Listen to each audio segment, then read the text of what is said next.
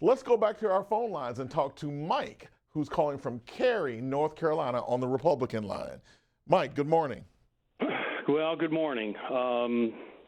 Thanks once again, Cspan, for confirming, with me at least, your continuing drift to the left. It's just been despicable for the full week. But as far as my opinion on Rudy Giuliani, I mean, you listed his credentials. You put up his resume. This guy, he was a U.S. attorney for the Southern District of New York. As far as the Justice Department goes, that is the prime office to be working out of because of the proximity to the financial center of the world, so on and so forth. This guy fought corruption. He fought mob bosses. He fought terrorists. He convicted them. This guy there was never any hint, as far as I know. I don't live in New York, but New York leads the headlines around the world and in the United States. So he's been around about as long as Donald Trump, so it makes perfect sense that they know each other.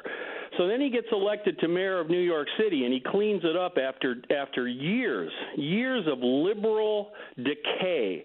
New York City was a cesspool when Rudy Giuliani was elected. And even the people that are calling in wondering, well, what happened to Rudy Giuliani? Nothing's happened to him. He's the same guy.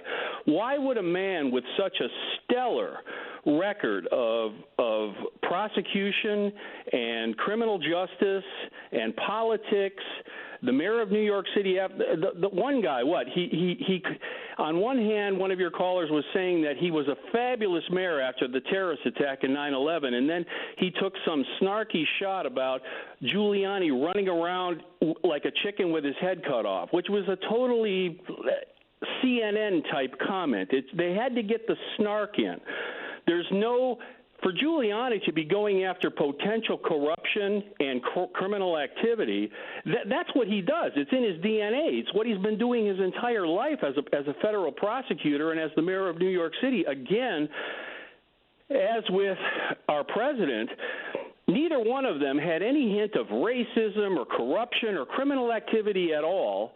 Minor stuff, okay. I'll grant that with President Trump. When you're a real estate developer in New York City and you've got to get buildings built, and you know who everybody knows who you've got to hire to get the trash taken away and the concrete poured, yeah, you're going to have some contact with criminal elements. But all in all, there was no hint of anything serious, okay, for decades with either of these two guys. But now that President Trump put an R after his name and got elected president of the United States, and now, like I said, it makes perfect sense for these two men to be friends, allies, and pursuing an agenda that seems legitimate to people that are thinking and not just blinded by Trump derangement syndrome. And all of a sudden, it's like, oh, yeah, makes perfect sense for a guy with a stellar New York City reputation as a crime fighter and mayor to all of a sudden become a bag man for the president of the United States. That makes no sense at all. Let's go to Rukia, who's calling on the Democratic line from Cincinnati, Ohio. Rukia, good morning. Good morning, sir. How are you this morning? I'm good. Go ahead. All right. I would like to say that we are looking at people who say one thing and do another, so filled with a lot of hypocrisy. Follow the money, and you'll know who was doing what and why. Giuliani found an opportunity that he needed to get into office, and he did just enough that would absolutely raise him high. Having been in the area at one point after 9/11, I saw the split between what they really went after, which wasn't the truth, and what actually got more people on their side and raised them high. The hypocrisy in our government is extremely high. And birds of a feather flock together. The person who's in our office calling the president, he is absolutely full of hypocrisy. So why would he not gather around him people with the same type of agenda? It's all about the money, wherever they can raise and feather their nest. I am a citizen of the United States and have been all of my life, and 4 generations served this country. in the military. And yet, I have seen exactly what has been going on in this country for whomever they favor, and they only favor the things that would raise them up. Let's go to James, who's calling on the Republican line from San Diego, California. James, good morning. Good morning. How are you doing today? Besides that, I think that your story is incomplete a little bit. You went back and you spoke about Giuliani. He went to Europe to get the Ukrainians to further investigate. James, Hello? James, are you still there? I'm still here. Well, go ahead. To investigate the 2016 election intrusions by the Ukrainians. At the same time, you mentioned the Department of State.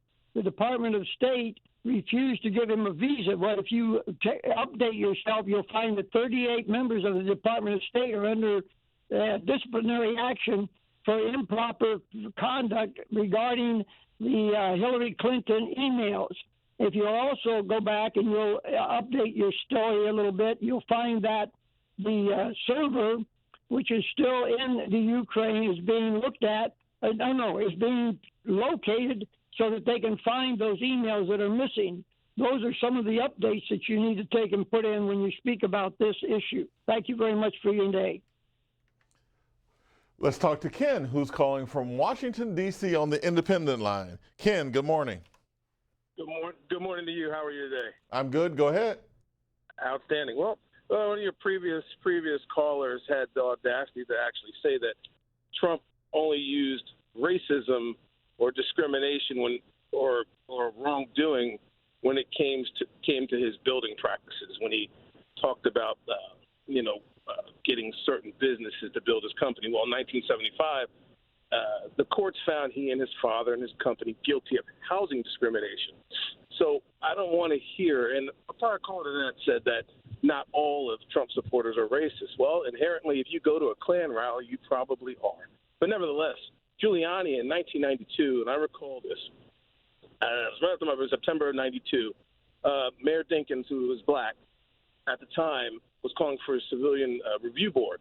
And there was essentially riotous behavior, mostly from the police, mostly white police officers. I remember they went to Manhattan and they blocked the court steps. They were throwing bottles and drinking and riotous behavior that I'm quite sure people of color would not have had the distinction of allowed to walk around freely without being arrested. Nevertheless, right on top of one of the cars with a bullhorn was Giuliani. And the things that they were saying about Mayor Dinkins were beyond offensive, let alone racially motivated. You don't call somebody that without there being some racial intent behind it. So he's doing nothing new. And Trump hangs with him for a particular reason. They both are inherently racist. Again, with the stop and frisk, he's been doing this from the beginning. And lastly, it's ironic because the vast majority of Trump, even if the vast majority of Trump's followers are not racist, they certainly are of low intellect because no one would believe a liar who consistently lies on a daily basis. Says a